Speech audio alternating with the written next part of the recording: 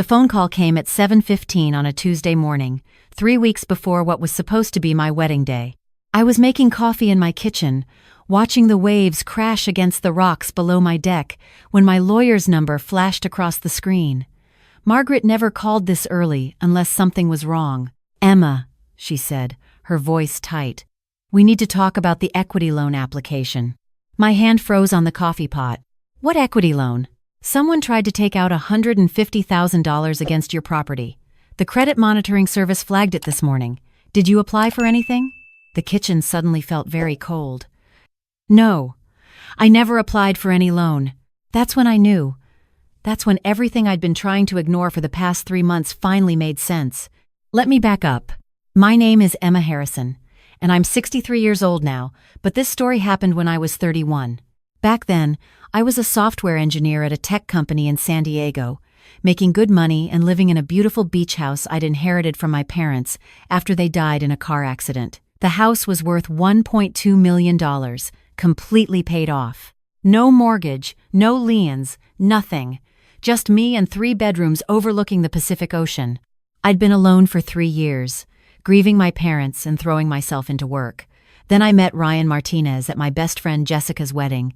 He was the bride's cousin, visiting from Los Angeles. Tall, charming, with this easy smile that made you feel like you'd known him forever. We danced, we talked, and by the end of the night, he'd asked for my number. The first red flag? I ignored it completely. Ryan told me he was an entrepreneur, working on his next big venture. He lived with his mother temporarily, while between startups. He didn't have a car because he was being environmentally conscious. Looking back now, I can see how carefully he worded everything. But at 31, desperate for connection after losing my parents, I heard what I wanted to hear. We dated for 6 months. I always drove to pick him up. We always ate at restaurants or spent time at coffee shops near my work. When he asked where I lived, I told him I rented a place near the beach. It wasn't exactly a lie, I told myself. I did live near the beach. I just left out the part about owning the property. My friend Jessica warned me. I remember we were having lunch about 4 months into the relationship, and she leaned across the table, her face serious. "Emma, be careful with Ryan. His last girlfriend, Miranda, she owned a condo in Santa Monica. After they broke up, she told me he'd been pushing her to put his name on the deed, saying if they were serious about each other, they should share everything." I laughed it off. "Ryan's not like that with me. He hasn't even asked about my finances." "Because he thinks you're a renter," Jessica said quietly. "What happens when he finds out the truth?" I should have listened, but I was lonely, and he was there, and he made me feel less alone in that big empty house where every room reminded me of my parents. 6 months in, Ryan proposed. We were at dinner, and he got down on one knee right there in the restaurant, and everyone applauded, and I said yes because it felt like the universe was finally giving me back some happiness. That's when he suggested moving in together. "It makes sense," he said, kissing my hand. "You're paying rent anyway, right? My mom's place is getting cramped. We could find somewhere together, start fresh." I looked at him across the table, at his hopeful face, and I made a decision. "Actually," I said, "I need to tell you something. I don't rent. I own a house." The change in his expression was subtle, just a flicker, a quick calculation behind his eyes, but I saw it. "That's amazing," he said, squeezing my hand tighter. "Why didn't you tell me?" "I don't know. It never came up." I felt defensive suddenly, though I couldn't say why. "So I'll move in with you then. That's even better. No need to find a new place." "We can talk about it," I said carefully. But Ryan had already moved on, his mind clearly working. "This is perfect, Em. I've got some designer friends who could help us renovate. We could really make it something special." "It's already special to me," I said. "My parents left it to me." He nodded, but I could tell he wasn't really hearing me. He was already planning, already seeing dollar signs. That weekend, he brought his mother to meet me for the first time. Patricia Martinez was 58, a widow, with sharp eyes that inventoried everything in my living room the moment she walked through the door. "What a beautiful home," she said, but she wasn't looking at the view or the furniture. She was looking at the crown molding, the hardwood floors, the high ceilings, appraising. "Thank you," I said. "Would you like some tea?" "Ocean view," she said, walking to the window. This must be worth quite a bit. Ryan laughed nervously. Mom, that's not really. I'm just saying, it's a valuable property. You're very lucky, Emma. She turned to face me, and her smile didn't reach her eyes. My son deserves to build wealth too. Marriage is about sharing, isn't it? I felt my stomach tighten. Of course, but this house has sentimental value to me. My parents. I understand completely, Patricia said, though her tone suggested she didn't. But sentiment doesn't appreciate in value. You could leverage this property, take out some equity, invest in Ryan's business ventures, help him succeed. What business ventures? I asked, looking at Ryan. He shifted uncomfortably. I've got some ideas. I was going to talk to you about them. Over time, Patricia continued as if I hadn't spoken. And the garage? You're not using it, are you? You could convert it into a rental unit. Generate some income. I've been researching the permits. You've been researching permits? For my house? Our house, Ryan said quietly. Once we're married, the room went very still. I looked at him, really looked at him, and saw a stranger. That's not how it works, I said. California is a community property state, but assets owned before marriage remain separate property. Patricia's smile vanished. Are you planning to keep everything separate then?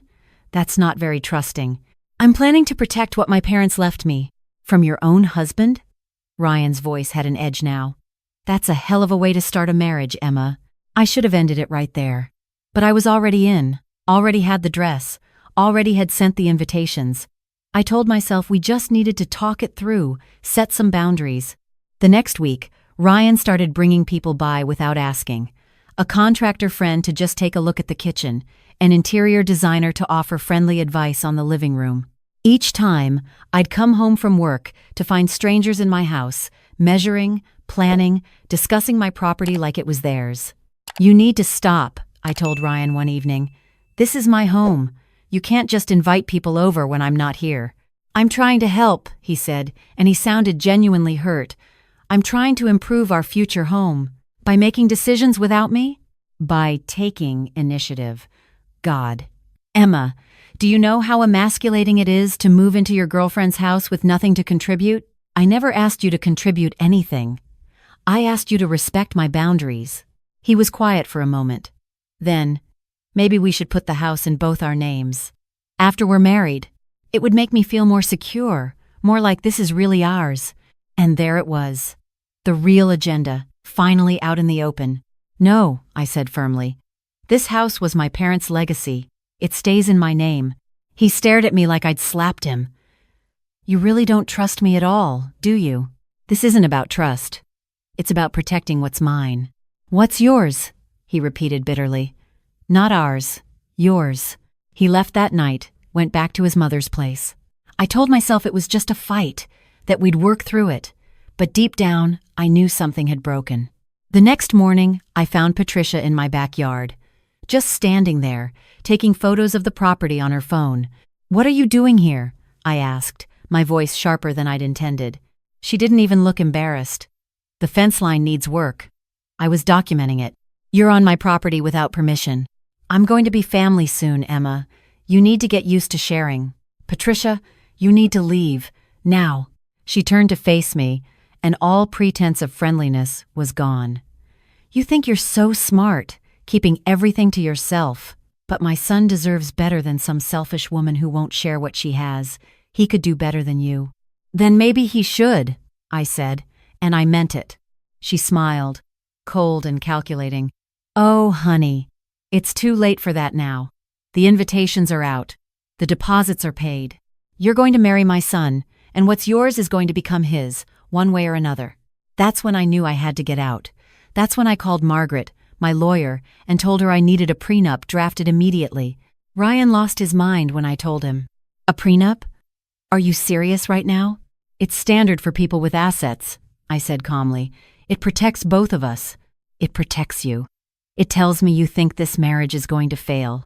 It tells you I'm being smart. If you really love me, you'll sign it. He didn't sign it. Instead, he brought his mother over, and they both sat in my living room, tag-teaming me with guilt and manipulation. This is so hurtful, Patricia said, dabbing at dry eyes. After everything we've accepted about you. Accepted about me? Your independence. Your career focus.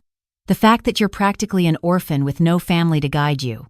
I felt rage building in my chest. Get out of my house. Emma, please, Ryan said. Let's just talk about this. Maybe we can compromise. You keep the house, but we take out a small loan for my business. No. Just 50,000 to get started? No. 100,000 then, and I'll pay it back. Get out! I was shouting now. Both of you, get out of my house. They left, finally. Ryan was texting me within the hour, apologizing, saying his mom had pushed too hard, that they just wanted what was best for us. But I was done listening. I called Jessica. You were right, I told her. About everything. What are you going to do? I'm calling off the wedding. There was a pause. Then, thank God. I spent that night drafting an email to all our guests, explaining that the wedding was canceled. I didn't give details, just said we'd decided we weren't compatible. I lost the deposits on the venue and the catering, but I didn't care. It was worth it. That's when Ryan tried to take out the equity loan. When Margaret called me that Tuesday morning, I wasn't even surprised. Of course he'd tried. Of course he'd forge my signature or use my information somehow. It was the logical next step for someone who viewed my property as his opportunity. I'm filing a police report, I told Margaret. Good. And Emma? Change your locks. Today. I did. I changed everything. Locks, alarm codes, even my credit card numbers. I documented everything, saved every text message, every email. When the police came to take my statement, I had a file 2 inches thick. Ryan was arrested a week later. Turns out he'd used the engagement ring receipt and our joint gym membership to try to prove we were common law married, which isn't even a thing in California. He'd filled out the loan application with my forged signature, planning to have the money deposited into his account. The prosecutor called it fraud. I called it a bullet dodged. But the story doesn't end there. 2 weeks after Ryan's arrest, I got a call from a woman named Miranda. She'd seen the news story, recognized Ryan's name. I'm his ex-girlfriend, she said. The one your friend Jessica probably told you about. The condo owner. Yeah. Listen, I don't know if this helps, but he did the exact same thing to me. Got engaged, moved in, started making plans for my property. When I wouldn't add his name to the deed, he tried to convince me to take out a home equity loan for his business. I broke up with him before he could take it further, but I found out later he'd been stealing mail from my mailbox, probably looking for financial information. Oh my God. There was another woman before me too. Angela. She owned a townhouse in Long Beach. Same pattern. He's been doing this for years, Emma. Finding women with property, love-bombing them, then trying to get access to their assets. I felt sick. Did you report him? I didn't have proof. He never actually stole anything from me, never forged anything. He was smarter with me. But with you, he got desperate. You might actually be able to stop him. I did stop him. Ryan pleaded guilty to fraud and identity theft. He got 3 years probation and had to pay restitution. Patricia was never charged, though I'm certain she knew exactly what her son was doing. She probably encouraged it. The wedding that didn't happen would have been 30 years ago this summer. I've been married now for 26 years to a wonderful man named David, who I met a year after the whole Ryan disaster. David's a marine biologist. When I told him on our 3rd date that I owned my house, he said, "That's great. I own my condo too. No calculation, no schemes, just genuine happiness for my success." We got married at the beach house, and I did eventually add his name to the deed. But that was after 3 years of marriage, after we'd built a life together, after I knew beyond any doubt that he loved me, for me, not for what I owned. We've raised 2 daughters in this house. They know the story of how I almost lost it. I've taught them both the same lessons I learned the hard way. Protect your assets, trust your instincts, and never let anyone make you feel guilty for having boundaries. My oldest daughter, Sarah, just bought her first house last year. She called me from the title company, excited and nervous. "Mom, my boyfriend keeps suggesting we renovate right away. He's got all these ideas about opening up walls and adding a deck." "What's your instinct telling you?" I asked. There was a pause. That he's more excited about the house than he is about me. then trust that. She broke up with him 2 months later. Found out he'd been showing photos of his girlfriend's house to all his friends, already planning which room would be his home office. She dodged the same bullet I did, but she dodged it sooner because she knew what to look for. That's why I'm sharing this story now. Not to air old wounds, but to help someone else recognize the signs before it's too late. Here's what I learned. Real love doesn't come with a calculator. Real partnership doesn't start with someone trying to access your assets before you've even said your vows. And real family doesn't pressure you to give up what's yours in the name of trust. When someone shows you who they are, believe them the first time. When your instincts say something's wrong, listen.